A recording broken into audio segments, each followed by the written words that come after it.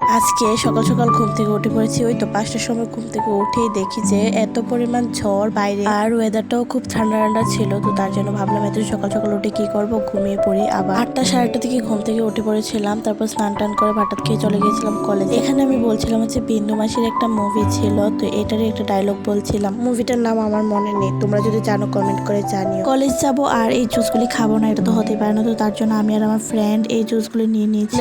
এখন বাড়িতে এসে একটু খাটটাকে মুছে নিয়েছিলাম। অনেকদিন ধরে খাটটা নোংরা হয়েছিল, মোছা হচ্ছিল না সময়ের অভাবে। তো আজকে ভাবলাম যে আজকে যতই সন্ধে হোক বা রাত হোক, যাই হোক না কেন, আজকে খাটটাকে পরিষ্কার করেই ছাড়বো। আর আমি নিয়েছিলাম কিছুদিন আগে একটু রোজ ওয়াটার, তো এটাও মুখে দিলে মুখে আরো বেশি করে গোটা ফোটে। তো তার জন্য আর কি এটা দিয়ে খাট মুছে নিয়েছি। খাটটা পরিষ্কার করে স্নান করেছিলাম, স্নান টান করে চলে গিয়েছিলাম রান্নাঘরে গিয়ে দেখি যে মায়ের কানে লুচি ভাজছিল। আজকে সন্ধ্যে টিফিনে ছিল লুচি আর ঢেঁকি শাক ভাজা। আর দেখলে মশাটা কিভাবে রক্ত টিফিন করছে সন্ধ্যেবেলায়।